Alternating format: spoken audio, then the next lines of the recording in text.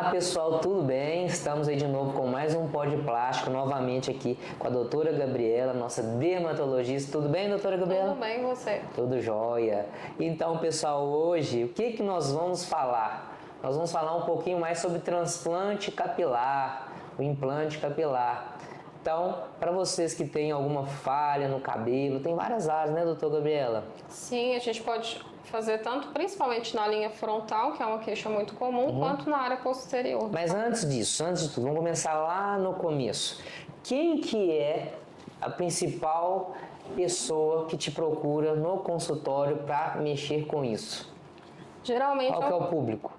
o público mais comum são os homens em torno de 30 a 50 anos, que tem um grau de calvície já mais estável, que já estabilizou, que apresenta quadros moderados, né, com entradas tanto laterais, na frente, ou também a rarefação aqui no topo da cabeça, que falharam, né, ou não desejam esperar tanto tempo pelo tratamento clínico. Sim, gente, e os homens é o seguinte, eles procuram cada vez mais os tratamentos estéticos.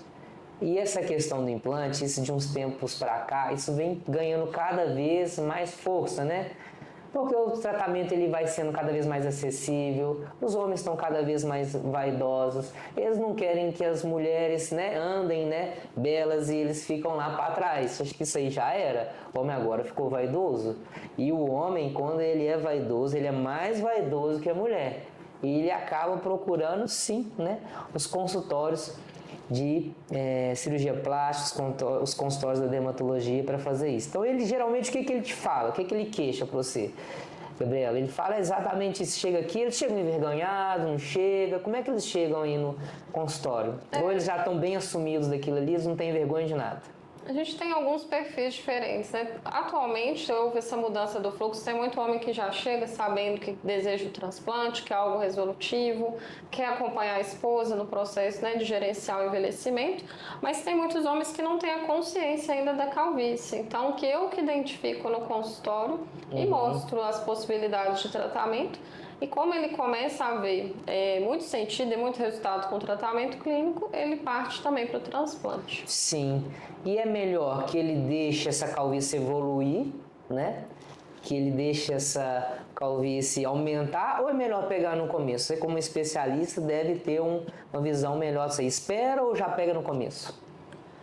Eu falo que é sempre o meio termo, né? Então, assim, se a gente deixa a calvície progredir sempre, né, até vários anos, até o resultado do transplante fica comprometido. Exato. Porque a gente tem uma área doadora muito pequena. Então, a dica é tratar desde novo, né? Viu ali que tá ficando ali rarefeito, tá diminuindo ali os cabelos, rarefeito.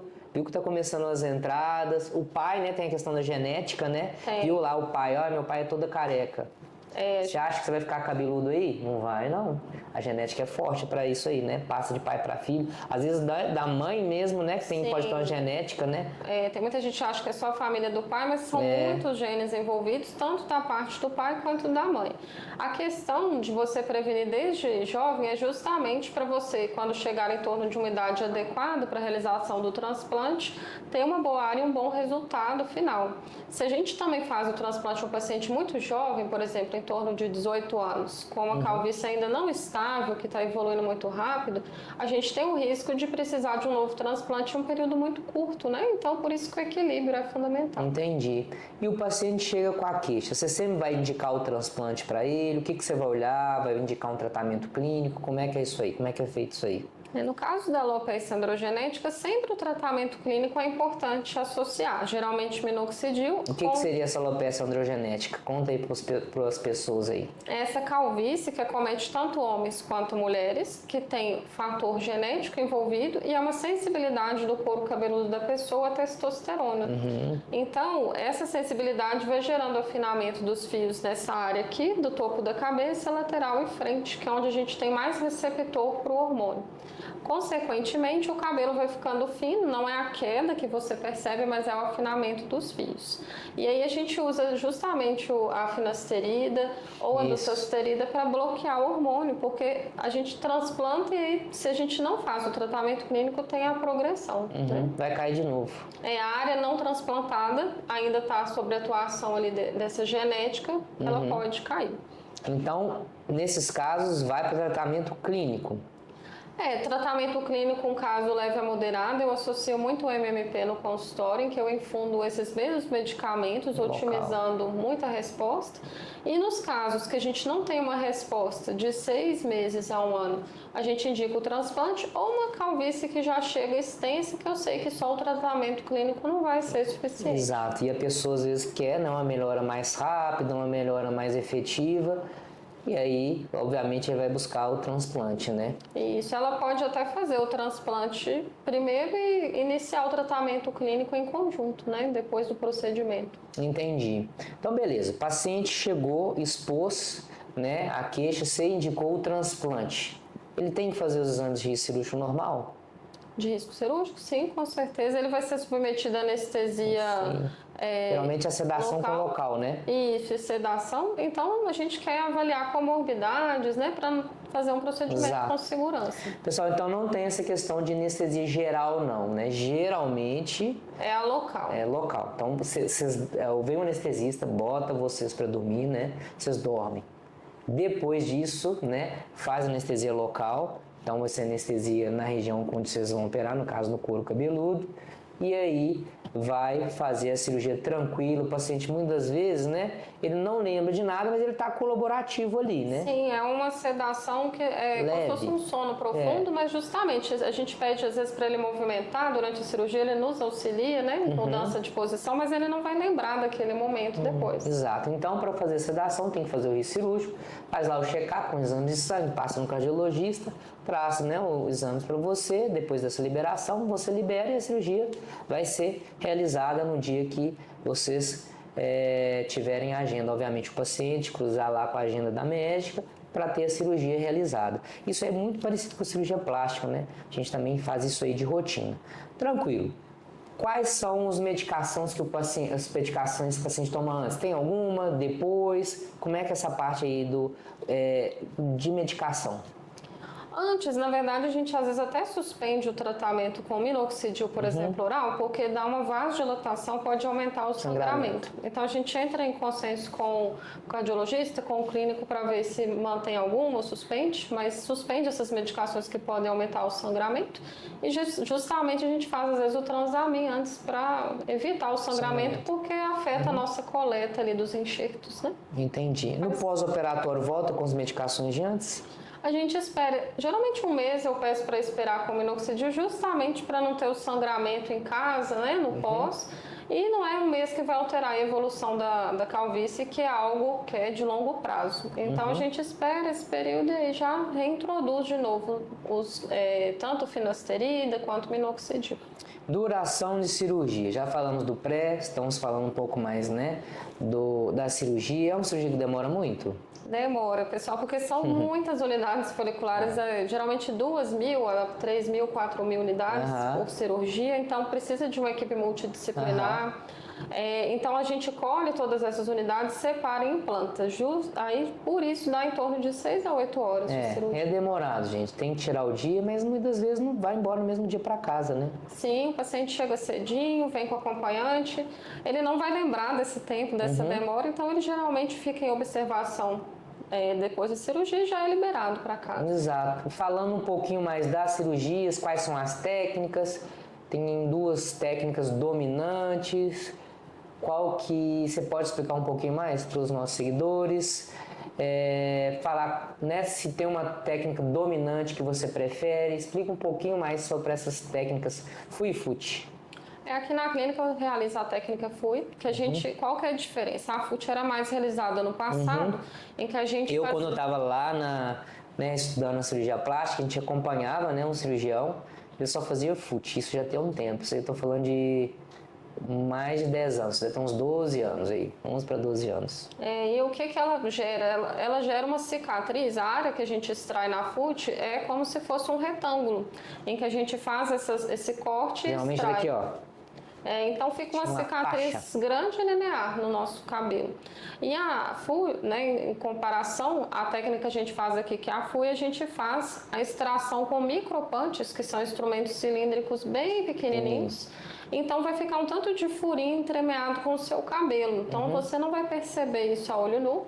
é algo que a gente só vê ali minuciosamente, né? Então, não tem sutura, não tem ponto, então o paciente ele está apto a ir para casa no mesmo dia, né? Não precisa de retirar pontos, então esteticamente é melhor. A fluindo, não é isso? Isso, ela só é mais demorada, mas tanto de cicatriz, de naturalidade, né? O resultado isso que melhor. importa, né? Na verdade, demorar um pouco mais para você ter um resultado mais natural, melhor, com menos cicatriz, é o que a gente busca, inclusive na cirurgia plástica. O paciente fez a cirurgia, foi liberado, os cuidados no pós-operatório, o que você fala para o paciente? Tem que usar alguma malha, tem que usar alguma faixa, tem que usar, não te usa nada, deixa o cabelo exposto, pega sol, não pega, como é que é isso aí? Os cuidados são muito importantes para a fixação dos enxertos. Então, no dia, o paciente vai com a almofadinha circular, igual aquela que a gente usa em viagem, para não ter o contato ali com o travesseiro da área. Isso é muito importante. Se ele quiser a lavagem, ele não pode ter uma fricção nos enxertos. Então, se ele preferir o primeiro dia da lavagem, ele pode fazer aqui na clínica, que a gente vai orientar. E na área que a gente extrai o cabelo, a gente passa pomadas, curativo, então só nessa área. A área do transplante, o mínimo de fricção e a lavagem conforme nossa recomendação. O pós é muito importante que você evite o sol, no mínimo aí 1 mês, justamente para fixação, para não ter problema na cicatrização, bem como tomar cuidado com bonés, capacetes, também esperar a fixação, né, da haste ali do folículo. Geralmente em torno de 1 semana que eles estão fixados, mas depois disso tem um período até de queda para posterior Isso, explica isso aí, pessoal. Deu tudo errado. Explica essa parte que é importante. Se não explicar, o paciente vai falar que o cabelo está caindo, mas não é assim não, né? Isso gera muita ansiedade, que os pacientes ficam, né, com temor de que não deu certo, né? Depois do transplante, a gente tem um período de queda daquela haste que dura em torno de até uns 2 a 3 meses. Mas é importante vocês entenderem que a raiz do enxerto, ela pega ali. Então, a partir desse período, a gente vai ter uma posterior fase de crescimento e aí, em torno de 6 meses, né, a 12 meses, a gente vai ter um volume de cabelo, né, cada vez maior. Entendi. E o público? Tem público masculino, obviamente, que eu acho que é o maior. Geralmente eles buscam, né, pelo couro cabeludo, cabelo, mas tem transplante de barba. Fala um pouquinho mais para os nossos telespectadores aí.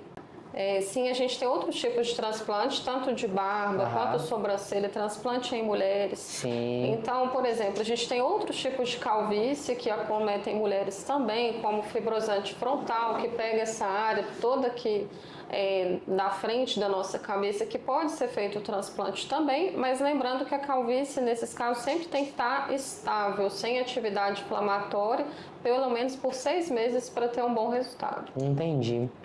Lembrar aqui, pessoal, que a gente conta, né, com uma equipe grande no pré e pós-operatório. Então, isso não é só conosco. Então, vocês vão ter enfermeiras envolvidas no processo, instrumentadores envolvidos no processo, consultoras que vão explicar sobre cirurgia o tempo inteiro.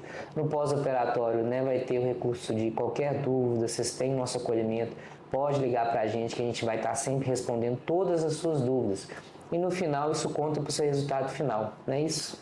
Com certeza. Às vezes a gente pensa em custo, né? Mas é um investimento. Uma equipe multidisciplinar é fundamental. Exato. E essa questão de transplante de cabelo virou uma coisa muito banalizada. Todo mundo está fazendo, mais uma vez. Tentar fazer numa equipe de confiança, numa equipe integrada, onde tem cirurgião plástico, dermatologista, enfermeiros, equipes grandes para que abrace o paciente e o resultado seja o melhor possível. Obviamente que equipes maiores vão ter, né, um custo um pouco mais diferenciado do que aquele que às vezes vai buscar ali o único profissional que ele vai atender, ele vai sedar, ele vai passar o orçamento, ele vai resolver tudo. Não é bem assim, gente. Os melhores resultados não vêm assim. Então, às vezes é melhor investir um pouco mais, ter uma estrutura melhor do que fazer nesses profissionais que não têm essa estrutura toda, né? Isso vai fazer diferença no seu resultado. Isso é uma coisa que a gente vê cada vez mais, cada esquina tem alguém aí fazendo um transplante capilar aí. Isso é importante, né? Sim, com certeza. Até pelo tempo de cirurgia, né? Se você tem um profissional, uma equipe menor executando, provavelmente o tempo de cirurgia vai ser bem maior. Risco de infecção, risco trombose, do enxerto não ter uma pega, né, adequada. Então, compromete o resultado. A anestesia é muito importante. Porque no dia dessa cirurgia, aqui na clínica Nishimoto vai ter doutora Gabriela, vai ter um anestesista por conta, vai ter as picadoras de cabelo que ficam ali, não é só uma, né? São algumas, né? São quantas? Geralmente umas 2, 3? Geralmente nossas instrumentadoras em torno de, depende de 3, 4. Pois é, olha a quantidade de pessoa envolvida para que o cabelo pegue do jeito que tem que pegar. Uma pessoa para fazer isso tudo, ele não consegue tirar, cortar, colocar, sedar. E existe isso no mercado, acredite, vocês vão encontrar isso aí. Às vezes o preço mais baixo, ele vai estar envolvido com isso aí. Então são várias pessoas envolvidas para que consiga fazer tudo no tempo certo, da maneira correta, para que o seu transplante pegue e você fique cabeludo e bonito por aí. Isso é importante. Acho que é isso, nós falamos do pós-operatório, falamos, né, quem são o público-alvo, mulher também faz, isso é importante. E se vocês têm, né, qualquer queixa em relação a isso aí, gente, não deixe de procurar a doutora Gabriela. Ela atende aqui em Belo Horizonte, um Life Center conosco, atende em Betim também, nas nossas unidades aí, aliás, na nossa unidade dentro do Shopping Monte Carlo. Né, tudo bem estruturado para vocês, tudo bem esterilizado, né, risco de infecção mínima.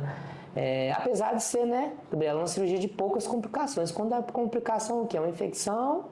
Mais infecção, hematoma. Às vezes hematoma, a pega do enxerto, que é o fator, às vezes não pega tão bem. Por isso que é importante o diagnóstico dermatológico da calvície, para a gente não realizar o transplante se tiver alguma doença ali autoimune, né? Mais um motivo para passar pelo dermatologista, não ficar fazendo aí com qualquer um, que vai fazer de qualquer jeito e não vai dar resultado. E a pessoa vai ficar insatisfeita.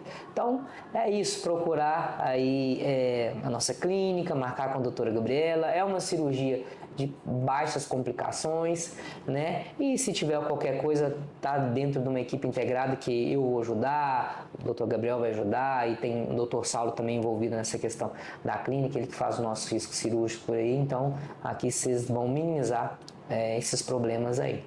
Então, acho que nós falamos tudo. Obrigado. Obrigada a você. Por esse bate-papo super legal, super esclarecedor para quem está buscando essa cirurgia. Se você, gente, mais uma vez tiver qualquer questionamento, qualquer dúvida, não deixe de deixar o seu comentário, sua pergunta aqui embaixo. A doutora Gabriela vai responder. Não deixe de nos seguir nas nossas várias redes sociais que a gente tem aí. A gente vai ter o maior prazer de estar respondendo seus questionamentos, tá? Marque com a doutora Gabriela. Tchau, doutora Gabriela. Tchau, aguardo vocês. Até o próximo episódio e se inscreva por aqui.